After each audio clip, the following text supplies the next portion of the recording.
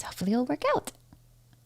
Hey crew, it's Stephanie and Brandon coming at you with another episode. And today we're going to be talking about B2B content strategy, showing you behind the scenes on how we make it all work for our clients. Everything from coming up with the ideas, setting up a production day, post-production, and then how we distribute across the multiple social media channels and also amplifying it with some paid media. So if you guys are interested, lock in, get in there, let us know where you're tuning in from. Brandon, how you doing? Doing great, doing great. It's an amazing day so far. It's always blessed today, you know what I mean? Love to hear it. Is Instagram working with us today? Is it being kind of funky? It's not allowing me to click go live here, Is I it think. showing an option? Does it show the feed? No, it does not show a feed. Okay, that's all right. Well, next time we'll figure it Well, out. We'll get more lead we'll time figure about that doing out. that. All Yeah, right, it's all good. cool. So Brandon, what are we covering today? Lock them in. So we are covering really how to create winning ideas. I think a lot of people in content, and when they're starting to create content, whether you're a business, you're a personal brand, or you are someone that just wanted to start sharing your story, that's one of the first things that people ask us, right? Like, what should I talk about? Like, do I talk about myself? Do I talk about what I'm good at? Do I talk about my industry? Like, what do I talk about? And today we wanted to show you behind the scenes of what we do internally at Fortino Studios. So a little bit of like, pulling back the curtains to see how to create winning ideas that produce for a lot of our clients millions of views of video, and that is a repeatable format that we've used over and over again. So pretty excited to talk about that with you because I know you see it from behind the scenes, Stephanie, and we can answer any questions that you might have. Oh yes, I see all the things and all the things. Okay, so let's lead it off with one of our clients that have been doing really quite well. So for those of you who Yeah. haven't seen it yet, we actually got featured this case study specifically on Entrepreneur for this client. What was really great about it is that we were able to increase his engagement for over 4,600%. And we're going to teach you basically kind of like a high level overview of how you can also do it for your brand. And just a quick background on Sean Zanganeh. He's a real estate broker, very successful here in San Diego, focuses on luxury estates in North County. Brandon, would you like to add anything else about him other than being a Yeah, cool guy? he's an amazing guy. I love Sean. Shout out to Sean if you're watching this or you're watching the replay. What's really awesome is like when he came to us in first place, he came up with he was telling me, he was like, hey, a lot of these people that are less experienced than me are using content to get to these audiences. They're getting views. And he came up with like, hey, I've been here for like over 16 years in the industry. I know San Diego market more than these people that just started their business and get their license 3 to 4, weeks ago. And really, he wanted to become that San Diego person that everybody knows about. Obviously, Sean has his own character to it, his own flavor to it, because in the real estate brokerage space, really the service is pretty similar, right? So the only thing that differentiates him is who he is as a person and kind of how he was able to grow that personal brand. So that's what he came up to our door with, and it's been amazing working with him. Obviously, he got featured in the Entrepreneur article now, and that's one of our best case studies when it comes to growing someone's brand in a very crowded market. Even though social media and content is crowded, but there's still ways for you to be able to find your own niche, find your own space to be able to stand out in that, right? So, yeah. 100% agree. And like if you're in real estate, this is a really good episode for you to tune into because oftentimes when you're launching your own content strategy as an agent, what are you typically told to do? Talk about things like the market update, talk about local events that are happening. What are some other cookie cutter stuff that we typically see agents come out with? Oh my God. House Listing tours. photos. Yep. Listings. Just sold. Oh my God. I'm sorry, but I just don't really care about your just sold, like whatever, how many $1 million houses that you just sold. Like, it doesn't apply to me, yeah. By the way, if anybody is tuning in, I'm curious where they're tuning in from, and if you have any questions, That's right. Look at you. You're flexing your live streaming muscles now. Thank of you so course. much. Yeah, if you're just tuning in, let us know where you're watching. Obviously, I'm based here in Chula Vista. Brandon, where you at? We're in San Diego, middle San Diego, I guess. Middle of Not North San Diego, middle San Diego, Central San Diego, yeah? Central. Okay, great. So something that I will share with all of you too is that when we're working with our clients, obviously there's a whole entire roadmap on how we work with our particular clients. So just to give you a high level overview before we dive into the whole entire process, let me see if this pops up. Yeah, it did. Okay, great. So this is something that Brandon and I have been really working on as far as like how to really walk our clients through the whole entire process. And so there's 4 distinct phases that we usually focus on. So first off is going to be like once the invoice is paid, we're going to start working on onboarding and the tech setup call. And when we talk about tech setup, it's everything about like getting access to your Google Analytics, getting access to your social media platforms. If you have, let's say, a CRM on the background, email, all of that stuff. Like we want to know like what your tech stack is going to be. And from there, in the onboarding and strategy phase 1, this is where we really start doing this strategy and planning. So the campaign brief, coming up with creative concepts. Obviously, that's going to be done through a lot of research. And Brandon's going to walk you through that today of like how in depth we are when it comes to research. It's not just like, oh, what's trending audio today, right? And then if we're doing paid media, building out that campaign build. So this is just a high level overview of all of the different phases that we go through. So once we're done with phase 1, phase 2 is pre-production.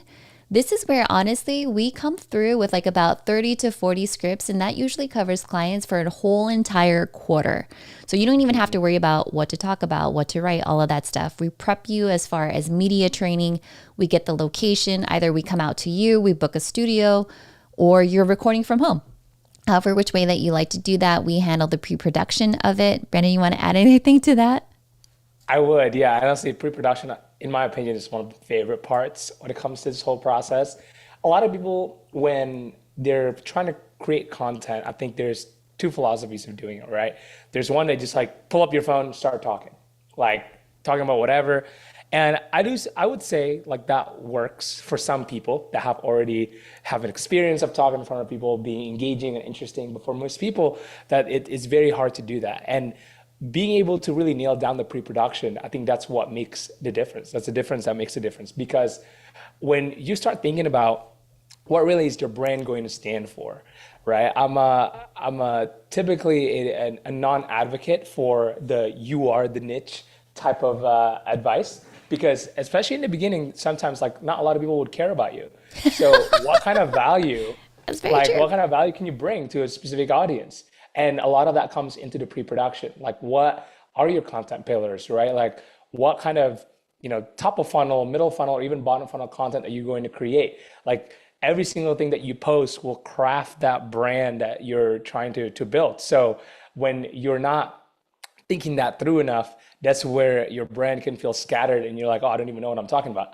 I'm kind of known as this cooking person, but also I want to talk about tech, but I also want to talk about, my real estate projects on the side, and people are going to be like, who are you, dude? Like, what are you talking about? And I've seen that over and over again. So that's why I love the pre-production piece of things, because I think it's exciting. Yeah, thanks for calling that out because I feel like a lot of people don't take that into consideration as far as how much research goes into it. Again, we're going to walk you through that whole entire process, but shout out to Myra. She's one of our attendees for Margaritas and Mingles. She's here watching on LinkedIn. So yay, Let's go. nice to see you. I love it. Yeah. All right. So the next phase then we have is production. And as I said before, production could either be you go into a content studio, we come to your location, whether it's your office, your home, or even a listing, right? We'll come to you, we'll set up everything as far as like cameras, lights, camera, live, Right. and go about it that way. And then we go into post-production, which is really once you've spent a day, right? And we're filming the whole entire content for a whole entire quarter. We have the teleprompters set up. So we get you acclimated to being on set. We run into post-production. We edit everything. We send you pretty much kind of like a frame.io link to let you know, hey, your videos are ready for review. So just imagine that, Myra, like you're like, oh my gosh, I spent a day with Stephanie and Brandon and I already have content for the next entire quarter. Or let's say it's already August. For the whole entire year, you already have your content planned out, connected to your pillars, connected to your call to action, and then it also ties into like what your offer is going to be, okay? And then if you want to run through paid media, we manage that as well. So whether you want to run ads on LinkedIn, Meta, YouTube, Google. Those are in our wheelhouse. For those of you who don't remember, that was my first stint when I came into agency life. I ran paid media. Brandon, obviously you're the one that goes on set for a lot of the productions. Do you want to like highlight a little bit more about what happens behind the scenes?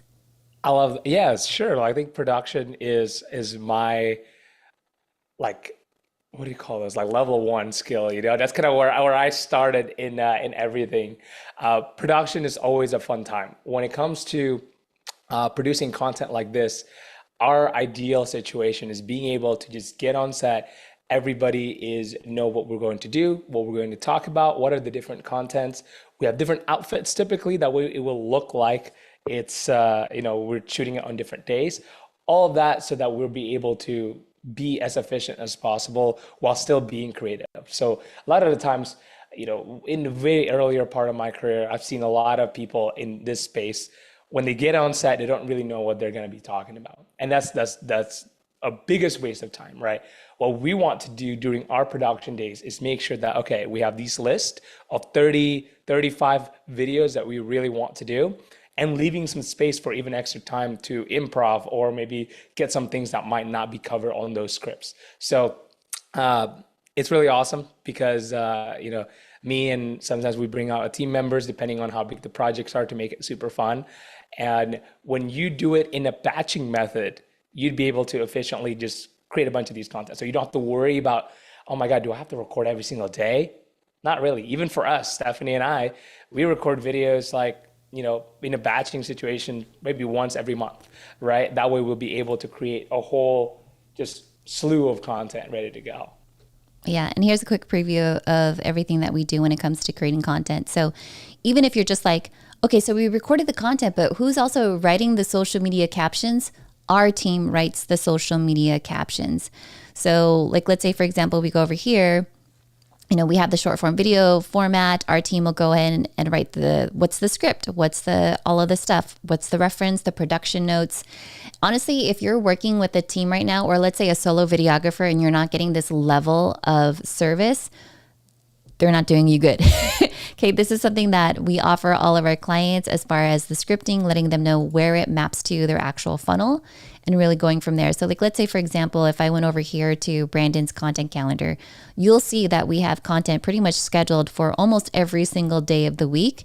It maps to like specific funnels, CTAs, all of that stuff. And even this live stream where it says TBP, that stands for the Brand Playbook, those are the shorts that we're creating from the live stream. So there's never a day when we're really like, I don't know what to post. It's because we're constantly creating content. So anything else you want to add about the production piece? I think the production is where the magic happens. With the right pre-production, the production should come very easy.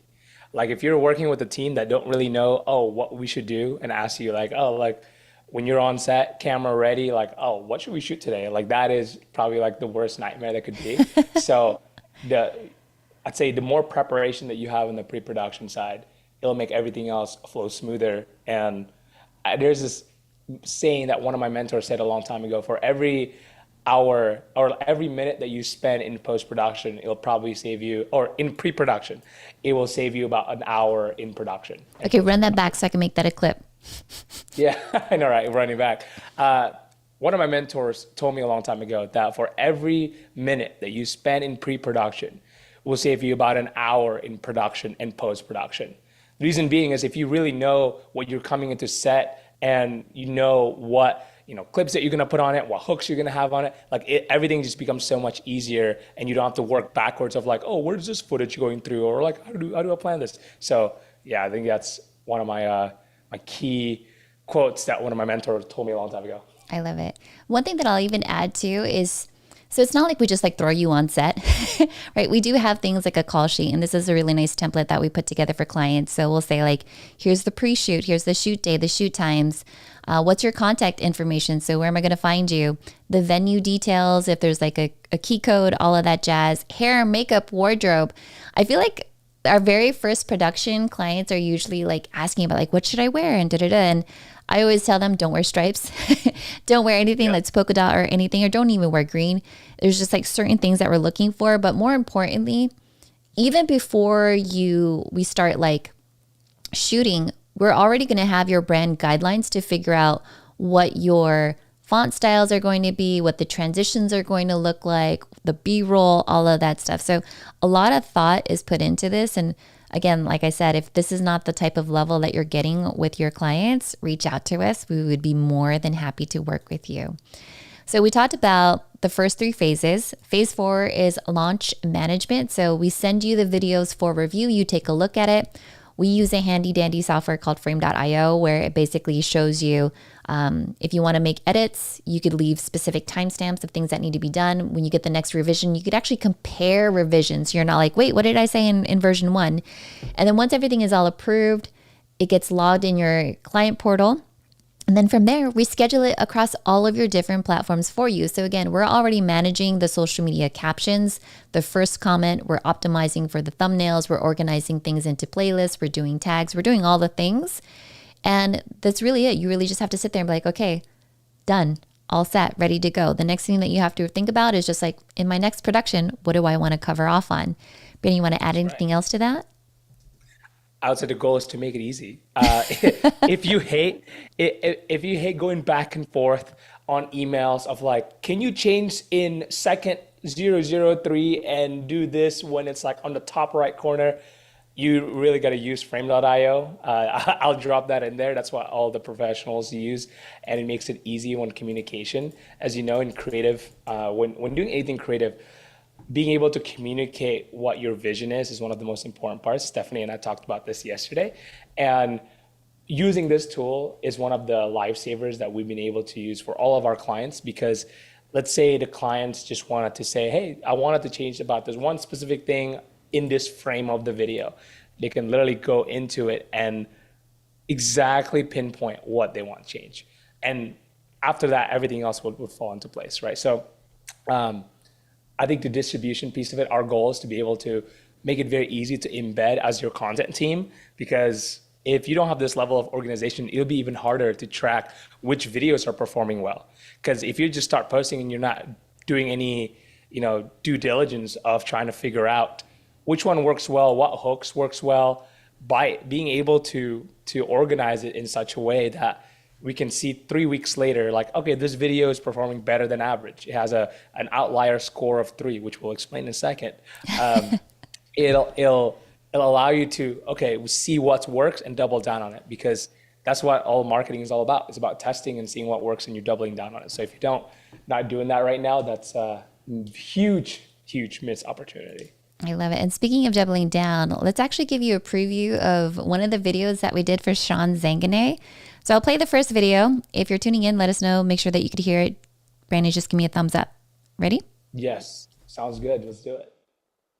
Rancho Santa Fe Golf Club or the Santa Luz? Well, Santa Luz is going through a remodel right now with the golf course, so who knows what it'll look like, but Rancho Santa Fe, chef's kiss. The Bridges or the Crosby? Bridges, beautiful golf club. The clubhouse went through a big renovation. It looks fantastic. The Farms or La Jolla Country Club? For golf, I think it's pretty hard to beat the Farms. The vibe, it's went through a massive renovation of the golf course. It's awesome. Del Mar Country Club or Loma Santa Fe? Del Mar Country Club, it's a beautiful club, great place to be. Rancho Santa Fe or the Bridges? I think for golf, Rancho Santa Fe wins. The Farms or Del Mar? Farms, great golf environment, really good community. Rancho Santa Fe or the Farms? I'm gonna have to give this one to the Farms.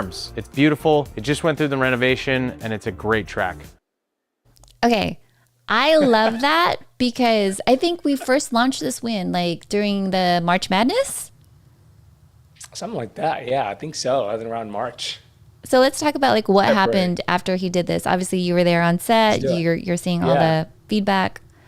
Yeah, I'll talk about it. By the way, if you agree with this or not, like let us know in the comments if there's any of you that are golfers or you're watching the replay. I don't golf enough that I would really know the difference between each of these, but let us know. But that's kind of the point. So funny enough, when we were researching, our team and I are researching content ideas for Sean, one thing that we love to do is we take inspirations from things that are outside of their industry, right? When you're only looking at people in the same industry as you and seeing what works with them, and you're kind of like trying to figure out how do I copy that or make it better? Like now you kind of look like everybody else in that space. So this format, which is what we call the bracket format, at least first came to us with from either the fitness or kind of like the nutrition niche. We were researching of what content ideas we could do for Sean, and we saw people comparing. I think it was like healthy foods for something, and it was like it was like a salad or steak potatoes, and then they kind of like going into one like that.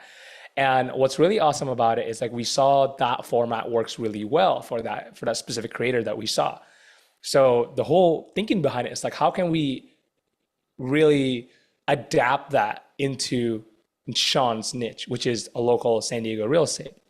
And when you be able to like translate those ideas and how to make it Sean's own idea in a way of like make it unique, nobody else in the real estate space were doing that, because pretty much only looking. Like pretty much looking at each other. Honestly, most real estate agents, if you said, okay, here's the concept idea, we're going to rank different golf clubs and golf courses, they'll most likely show you some B-roll with a text overlay and then just talking over it. So having this format is visually, it's different. It's a hook. Already at this point, you're like, wait, you're going this versus that. Like, why would you're causing so much tension. And I think like even just the comments in general were pretty crazy. P.S. by the way. I would say like, oh, go ahead. I was going to say, P.S. by the way, if you're just tuning in, we're talking about how we create winning formats for our clients, especially if you're in B2B. So if you're just tuning in, let us know where you're tuning in from. We'd be happy to hear from you. Go ahead. Yes. And if you have any questions too, let us know, because this is a conversation and your time too. When it comes to this video specifically, kind of like what Stephanie said, the format itself craft a little bit of controversy, has a little bit of a shock factor to it of like who he's going to pick as number one. And when you're swiping through this, right, when you see this list that is like kind of like the visual of the bracket, and instantly the audience will be like super curious about like, oh, what's going on here? People have seen brackets before, and that curiosity buys us like another 3 seconds or 4 seconds. And that's what keeps that audience retention really strong. Now, this video is also optimized. The fact that we do have a text, for example, on the top of Sean's head there, really when someone's scrolling it right there, right next to, see, boop, this way. And we said best private golf clubs in San Diego. When it comes to short form video like this specifically, we wanted to put our shoes in the audience's really perspective, because when we start thinking about they're scrolling so fast, how do we create something that is out of the ordinary, that when they see it in half a second or a third of a second, they read best private golf clubs in San Diego, they're going to be like, okay, what is he talking about? And I'm going to like stop that automatic scroll, right? And buys him another 2 seconds. And then he started listing the farms versus this, and that buys more 3 seconds. So if you think about it, like in terms of audience retention, I love this format a lot, and we would consider this one of the top funnel format because it is a very broad appeal. A lot of people would care about golf, right? A lot of people care about golf clubs, especially here in San Diego. Arguably, we have one of the best golf clubs in the world. So because of that broad appeal, people would want to watch this video. And I think the first type of bracket that we did in this format, I forgot, we got like, I think 80,000 views on Instagram alone, and I forgot what it was on TikTok and YouTube.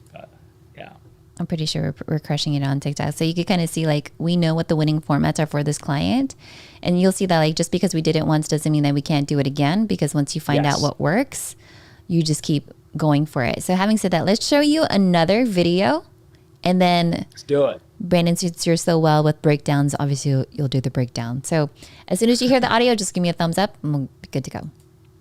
Carmel Valley. S tier for families. You got great schools, great amenities nearby, and you're close to the beach. Forest Ranch. Forest Ranch. I'm going to put this one probably S tier as well. Best school districts, safe, wonderful neighborhood, great family style houses. Carlsbad. Carlsbad, A tier for sure. A little bit pricier as you get into Carlsbad. You still got great location and proximity to the beach and great houses. College area or San Diego State. F tier. If you got kids, families, I don't know that I want to be living by San Diego State. There's a lot of commotion going on. Your kids might end up at a frat party. Highway. A tier, maybe even S tier. tier, because this one gives you the ability to move up within Poway. You get space, you get great schools, and it's one of the only true places you can feel like you're the city in the country. Pacific Beach. PB, I'm going D tier here. This is probably not the best place to be roaming around with kids. It's a very young, lively place, but probably not the place I'd probably have a young family move in with kids. Rancho Bernardo. Rancho Bernardo, I'm gonna probably put this at C tier. You have a lot of 55 plus, but you're in a great school district. Lots of pluses on Rancho Bernardo, but probably not the best place if you could choose some of the neighboring communities. Downtown San Diego. Oh, F tier. Unless you really, really love the Padres, which a lot of us do, I would say downtown San Diego for young families is probably an F tier. So what's best for me, Sean? You know, if you shoot us a DM, we specialize in finding the best location for you and your family. All right. I love this video. It performed so well. I think, I forgot how much views it got a lot of views and conversations, a lot of comments, saves and shares. I think it's like in the hundreds or even in thousands now at this point. First of all, let's break down this video, right? And what makes it successful. At the core of it, let's think about everything is about the topic itself. I think a lot of people, when they start coming up with like, what are the things I to talk about, topics will determine really whether your content is going to perform well or not. And having the right topics that would attract the right audience, that's even, I'd say, the step up on the layer, right? So with this format that we found, the S to F tier ranking, now a lot of people already know about this ranking. This actually has been done, I think, originally by the gaming community. The gaming community used to rate like different tiers of games that Ubisoft have made, for example, or different tiers of like GTA games, right? So we're taking a format that's already working well, and again, adapting that into this space. Now, when we're doing this, we could do a lot of different things on what we could rank, and one of those things are the neighborhoods for families. As you know, again, Sean wants to be that local expert. He wants to be known as that, and it will, quite frankly, create conversations for him to do business. And this particular video, I'm pretty sure have generated a lot of conversations on the DMs and the comments of people that at first weren't thinking about specific neighborhoods. Maybe he's going to talk about them a little bit more. Now, in terms of the actual execution of the content, I think there are a couple of things if you're paying attention into the actual details of the video. Obviously, we have the text hook on the very top there of like the best neighborhoods for families, instant clear call out. But more importantly, for these kind of videos, we don't specifically script it word for word, but we kind of let Sean really just have his authentic self talking about the video, which I think is one of those things that are working very well right now when it comes to content. People want to know your real opinion. People want to know, like, kind of what we talked about last week in the previous episode. People want to know that you're real. So having your own opinion and a ground that you can stand for makes this video works best. Now, not everybody agrees with it. Not everybody, some people do, some people don't. And that's kind of the point of the video, is just creating conversations. And at the very end there, if you notice, we do add a call to action very lightly to have Sean message in a way that it's not as call to action-y, not too hardcore of like a call to action, just to get people to send a DM if they're looking to move to any of these neighborhoods. So there's a lot of things that came up behind the scenes on this. And once we see something that's working like this, then we reiterate them. We keep doing it until it doesn't work. And when we start doing it with best neighborhoods for young couples, best neighborhoods for, one of the funniest things we did, it was like best neighborhoods for divorced men, right? Like it ended up turning out really well. Best neighborhoods for seniors 65 plus, in the same format, a little bit of different backgrounds here and there. And as you can see there, I don't know if you can zoom it in there, Stephanie, a little bit on the type of viewerships with these type of videos, they're performing like this really, really well. This is the Beach Towns one. I love this one. Look at that, 211 comments, you guys. Of like, this is when you get communities and they're like staking ground of like, oh my gosh, like how could you say that? How could you rate my neighborhood? People are just diehards. There's a fan base for different communities, and when you could do that and line it up, obviously people are gonna be super excited about that. So having said that, I mean, we've shown you kind of like, let me backtrack a little bit for those of you that are just joining us. We shared a little bit about, as far as, let's say, let me go back over here. This is our process, again, of as far as like how we work with our clients. Again, we're coming up with the content. We've giving you a couple of examples. Sean Z for this particular client, it's blowing up. And when we do our monthly reports, it's not just numbers that we deliver to the clients. We're actually tracking when do things start to take off and how is it going across all of the different platforms. That's how you know what's working and what's not working. I think the best thing for me is kind of knowing the content pillar distribution. So this is what Brandon was talking about before, is like we have content around listing and showcases, real estate education. Those are things that are like mortgage rate and interest rates, right? But then a San Diego guide, we're finding that majority, 52%, is being dedicated towards that. And then lifestyle and community. And when we do that, when we diversify all of our content, you could see the story behind the numbers. And so we have a whole entire timeline where you start to see like, okay, this is where it's taking off. And then boom, February is when we hit like, okay, we found our format and everything is basically exploding at this point. So this has been really exciting to see. And I think even now that we know that Sean is basically the go-to person for luxury real estate here in San Diego, again, we went above and beyond and said, well, why not we just take all of his knowledge of what he knows about San Diego and let's create a lead magnet where now we could create a quiz for people and they could figure out what type of personality they are. And based off of their personality and their priorities, he could suggest the perfect neighborhood for you based off of your lifestyle. Cool. I love that. All right. So for those of you that are tuning in, a couple of things. If you're based here in San Diego and you are a marketer, we are going to be sponsoring the American Marketing Association Summer Social. So come through, come find us. We'll be there doing some word on the street interviews. We would be super excited to see you. And having said that, again, if you're just tuning in, let us know where you're tuning in from. We're showing you like everything that goes on behind the scenes as we work with our clients. Cool. I would add too, when it comes to, if you can pull back that, Sean, the report that we did with him, like all the graphs, Stephanie. Yeah, that one. If you scroll down, I think, go down one more, Just right there. We can see in the follower distribution growth there, you guys can see how sometimes there's platform that almost like non-existent, which is TikTok on the black box there. It eventually became bigger and bigger as we found our working format, right? This is one of the benefits of Hawaii. We like to distribute content on all the platforms because you never know what those audience are there for and what kind of things they're interested in.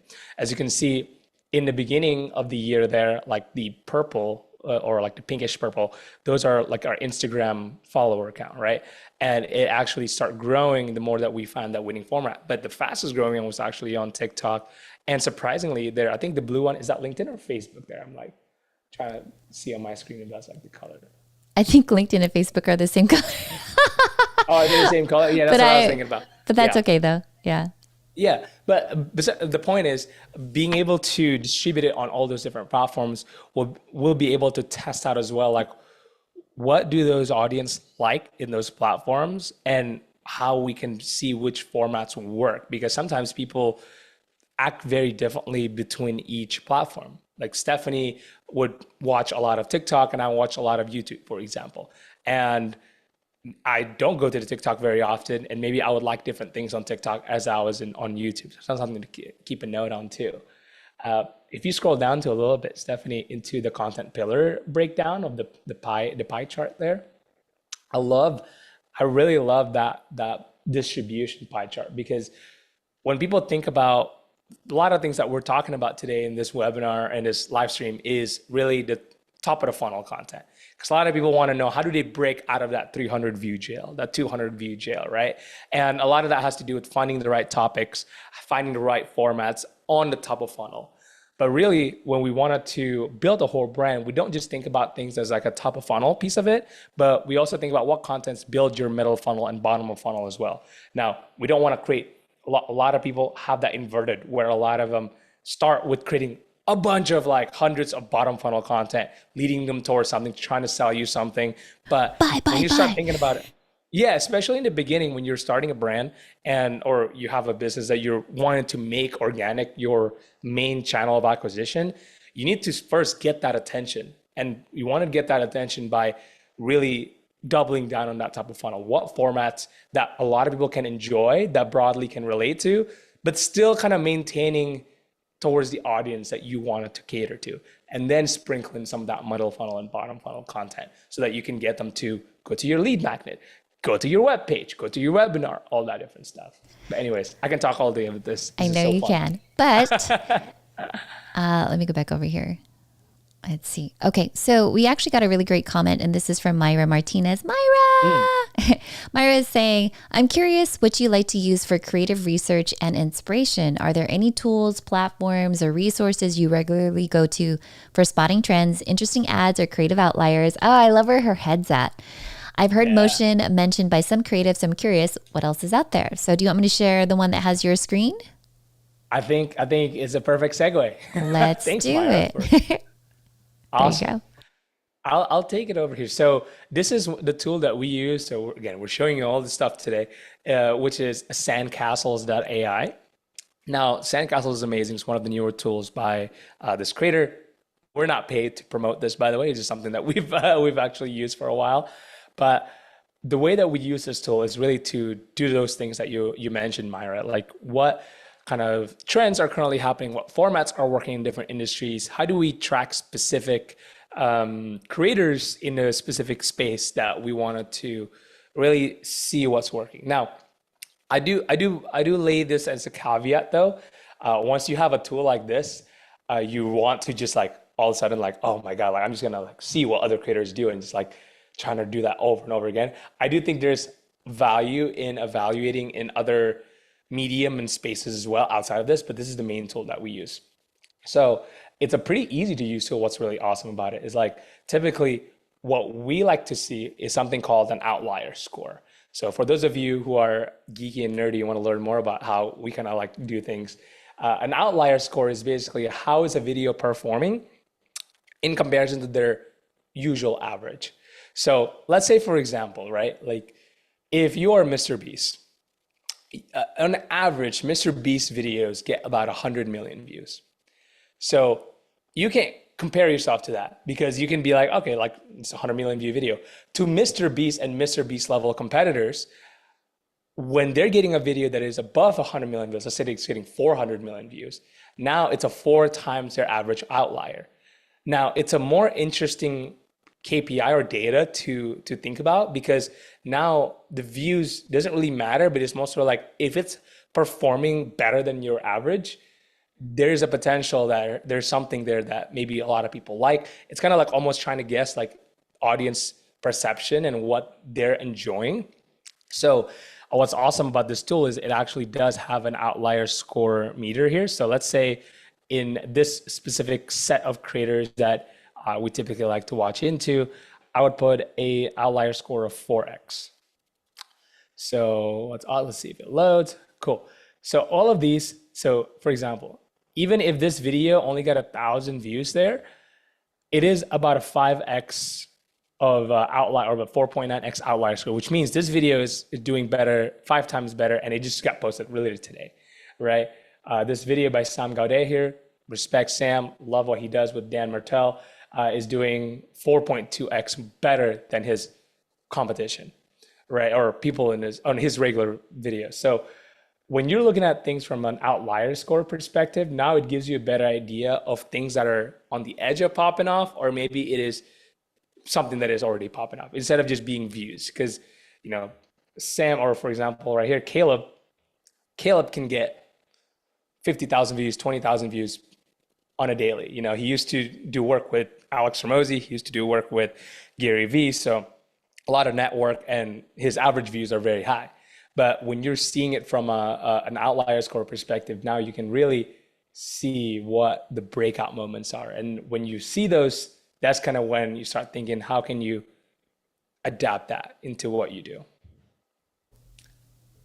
I think that's so cool. And P.S., by the way, if you guys really want a deeper dive on sandcastles, just leave a comment. Like, I feel like Brandon and I are more than welcome, or would be more than interested to do a dedicated one-on-one like webinar or training. So if this is something you're like, I need this, or if it's like you and your VA, let us know. Yeah. So we love using this tool. A lot of the great creators are using this tool as well. And what really now, let's say, with our friend Taki here is He's an Australian creator here.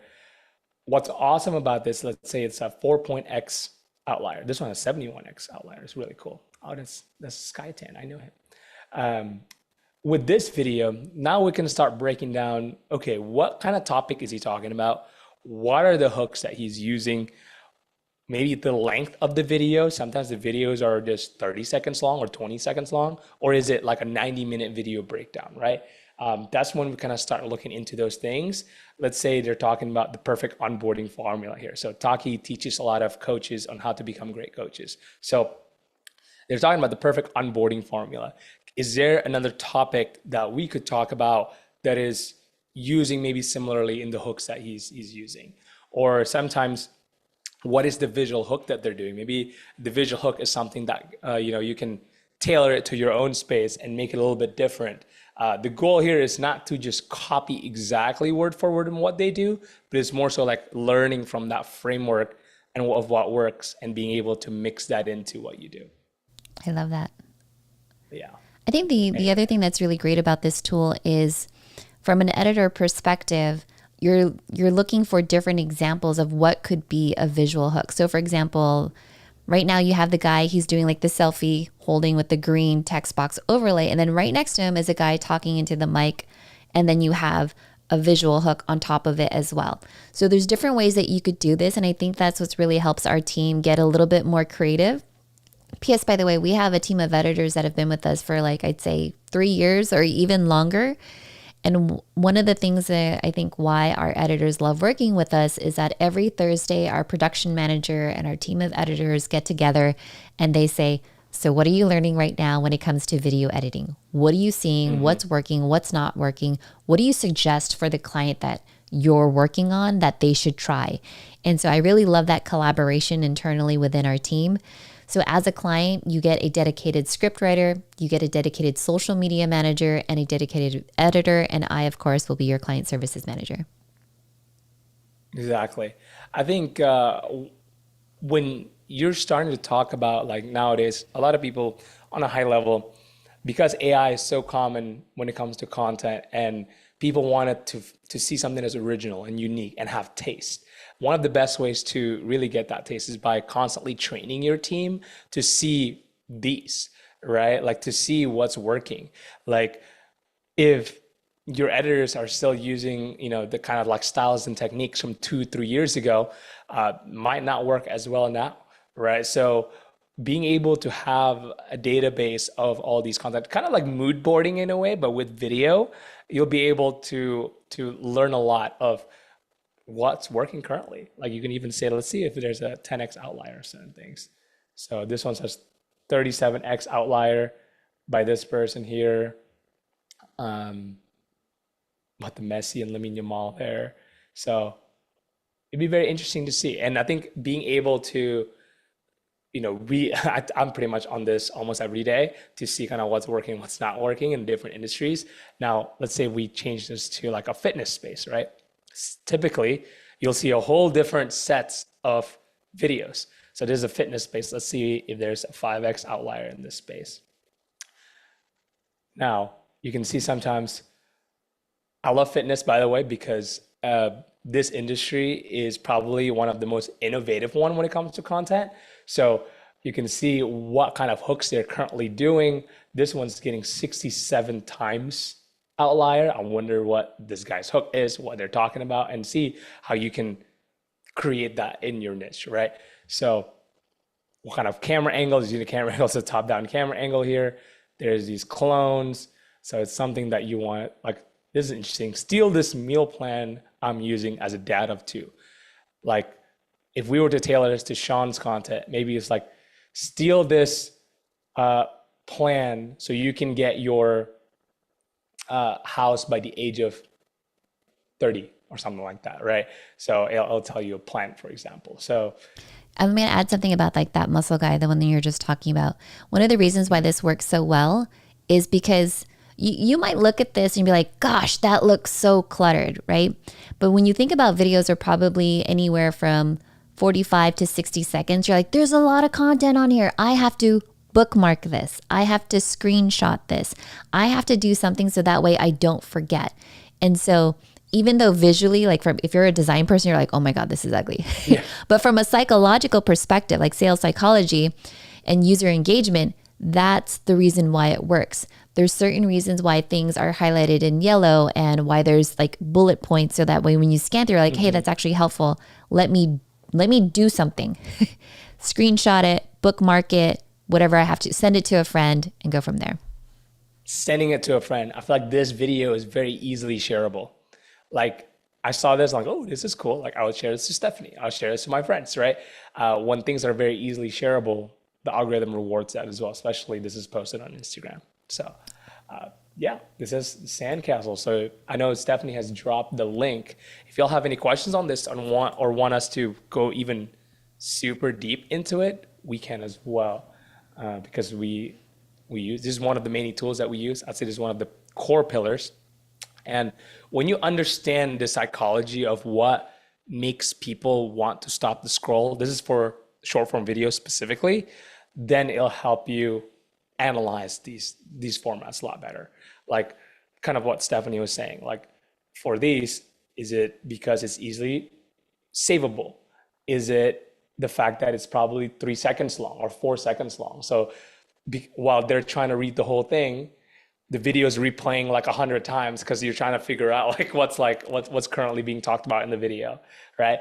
Is it also like easily shareable, right? And I'm also paying attention to a lot of these call outs here. Steal his meal plan as a dad of 2. That's like their target audience, right? I'm just laughing at the fact that like whoever's probably scrolling on LinkedIn right now, it's like, why am I seeing a guy with abs? I know, right? Very cool. All right. So Myra, I hope that answers your question as far as like what are some tools, platforms, resources that we regularly use. And as I mentioned before, Sandcastles is kind of like our main go-to for that one. So definitely check that out. One thing that I wanted to add is I know we shared with you guys basically kind of like our onboarding for our clients. And I want to share something that hopefully you're getting this from your content department as well. And this is an example of my own branding guidelines. So remember how I said before, like once we come up with your content pillars, your topics and all of that other stuff, and we're researching the different content ideas, we also have to think about, well, how is this going to look like? What's the output going to be?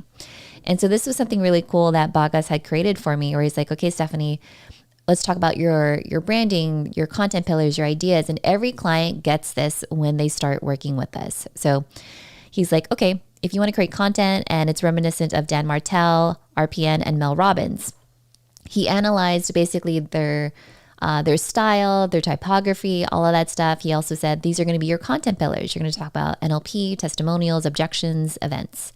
Here are some sample content ideas. Here's the font. Like this is how it's basically going to look like once we start mocking up or putting together your short form and your long form videos. So now you kind of start to see everything come together. It's not like, again, we're just throwing you on set, but you have an idea of what it's going to look like. So going through this is like, oh, these are the colors. This matches me. This is when we're going to use the deep crimson red, the warm mustard gold, et cetera, et cetera. Like our creative director is so detail oriented. I absolutely love it. And so we go then here. It's like the hook format. This is what he's imagining for me, like animated motions and graphics and how it's going to look, the colors, how do you make certain things, the CTAs stand out. For the shorts content, it would look like this or that. This is a placeholder for me if I was just like, oh, I wanted it to do this or that. And then this is like examples of shorts content. So again, like I said before, you want to have a team that really looks out for you from an integrated content strategy. So it's not just, if you're doing live streams, short form, long form, we're thinking about everything as far as your playlist, your thumbnails, your tags, all of that good stuff. And even before when we were talking about kind of this lead magnet that we did for Sean, right? He first started off thinking that he just wanted short form videos, but then we expanded into long form videos and now we're doing lead magnets and all of that stuff. So definitely be thinking about like how far has your content team taken you? Have they plateaued? Are they giving you new ideas? Do they even know what your winning formats are? A funny thing is I sat down with this one marketing team and they're like, yeah, our social media just isn't really taking off. And I was like, how long have you been doing social? They're like, oh, like 3 years. I'm like, okay, so what are your winning formats? They could not tell me. They basically said like, oh, when our freelancer has some time, sometimes she'll do a carousel, sometimes she'll do this or she'll do that. Like, so it's up to her whim. Like there's no real thought or strategy behind that. I think that's kind of a disservice to you as far as that goes. So again, something to think about. If this isn't something that you're getting from your team, come reach out to us. We'd be more than happy to work with you. Having said that, Brandon, do you want to tease a little bit about the in-person workshop that you got coming up, or keep that on the low for now?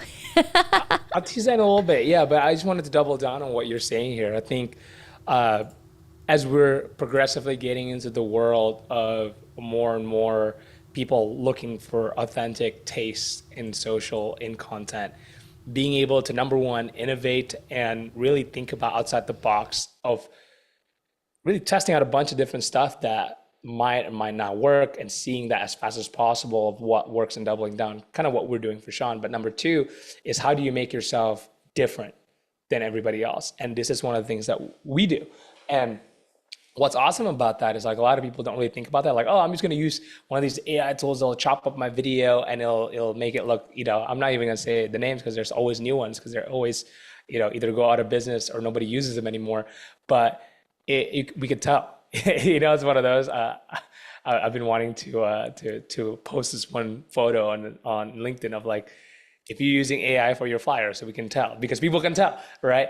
Because there's no taste, there's no life to it, and a lot of our team here have done this for many years, and that's why like we're able to create something like this. But when you're able to have that unique feel, really like differentiator of what makes your content unique, that's where a lot of people will remember it more and becomes more memorable on the platforms. So branding is important when it comes to showing up and showing out, if that's the goal of what you're trying to do. It reminds me of this one time when I was doing a social media audit for a client, and they were in healthcare. And so they're like, oh, our content isn't working. We have like a designer that's been helping us out. And I was like, okay, great. So I did the social media audit, and I grabbed a random post on their page. And then I looked at 3 of their competitors, and I grabbed 3 random posts from those competitors. And then I just took off the logos. I said, which one's yours? Do you know which one's yours? And because they were absolutely cookie cutters, same color, I don't know why everyone's like into the color blue when it comes to healthcare, right? I was like, do you even know which one's which? Or let's say everyone is using different colors. If you still wanted to test this out, I would make everything grayscale. Because even in grayscale, you would just be like, is there diversity in the photos? What does the typography look like? Are there layers into it? And so now when you see people going down this shortcut of trying to use AI to create graphics and flyers, like I think all of us in the creative field are just kind of like, oh, you could tell. Oh, you could tell because they relatively look the same. Yeah. For sure. Yeah. Having the winning idea is one thing, and the second thing is like the execution of the content itself. Kind of like what I mentioned. I think that could be a topic for another day, like what actual components and structures inside of a video that would make it work well. And most people can tell, I would say. Very cool. So we've got about a good 7 minutes left. Again, if you guys are just tuning in, we've been showing you kind of behind the scenes of our whole entire thought process, how we onboard clients as far as getting their content squared away and good to go. Brandon, is there anything else you want to cover off on? Oh, and P.S. But if you're tuning in and you're like, oh my gosh, I have a question, I didn't know when was the right time to ask a question. Now's the right time to ask a question. Don't be shy. Just hop in. Yeah. Hop in. Yeah. A question. This is where you have me and Stephanie on brains on speed dial right now for this next 7 minutes. Pretty much. Yeah. I would just go back into our main idea that we're talking about today here, which is find the winning topics, right? Depending on your stage when you're in your content journey, whether you have a full team that's currently stuck in that little bottleneck, maybe like on growing, or you're just barely getting into this as a channel. Maybe you're a business that's been doing a lot of cold calls and you wanted to do more content to be able to attract more inbound. Side story, I was talking to this business owner that's been doing a lot of cold emails and cold calls for really the past 2.5 years. And he's a friend of mine, and I was telling him like, hey, you should just do this for your LinkedIn, start posting some videos on, YouTube, on Instagram and stuff like that. And here's kind of the type of videos that I would post. And he started posting them. This is like, I think my conversation with him, like probably like 6 months ago or something like that. And I just recently caught up again with him. And I was like, dude, like I've been getting people really straight up into booking my calendars. Like he was like so surprised the fact that he was telling me back then when he was like cold emailing, cold calling, when someone gets on the call with him, literally the first thing that he has to do is like he has to convince them like why he's talking to the right person. He has to almost like, here's why I'm credible, doing all of those like work first before even getting to the discovery. But when he started posting this content about 6 months ago and started building that, when people got into the calls because of the content, people kind of already know him, and then they don't even have to waste time trying to think about, okay, who's this person and what do they do, what are their capability, but it's more so like right away, like, okay, how can you help us get there? So it's a very interesting story, because I think a lot of people that have been in content using that as a channel can relate. After you're doing that for a certain times, 3, 6, 8 months, start seeing these people kind of coming in, and it all starts with that thing that we just showed today, which is how do you pick the right topics? How do you use tools? Like, we can show you all the tools in the world, but at the end of the day, it's all about testing, making things unique, and making sure that the videos are going to execute well, right? If you have the great topics, but let's say like your lighting is very blurry or you can't hear you very well, then it's not gonna perform well, right? So those are this topic maybe for another day, but this just covers one key pillar aspect in that pre-production phase, which is how do we come up with the idea? How do you come up with something that is going to be a winner? And let's reduce that risk by trying to see what other people are doing, and then let's make it our own, make it better. I love it. Great. And P.S. by the way, Brandon and I go live every Wednesday at 10 a.m. Pacific time. So if you haven't already, block out that time on your calendar. And if you have a question, whether it's about our onboarding process, our pre-production, post-production, any of that good stuff, let us know in the comments. We're always looking for ideas as far as what to share and our thought process, our frameworks, all of that jazz. So if you have any questions or suggestions for the next episode, let us know. We'd be more than happy to accommodate. It makes my life a whole heck of a lot easier too, because I'm like, what should we talk about? And we'll go from there. All right. Do we want to tease the ADU? Let's do it. Yeah. So we're actually having an in-person workshop next week.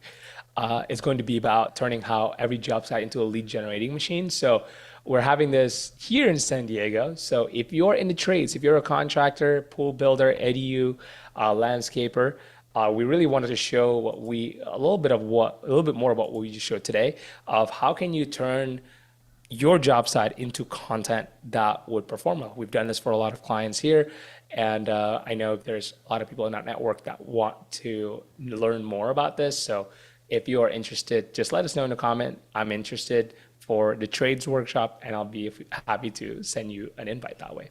Yes, and it is going to be happening on Friday, next Friday.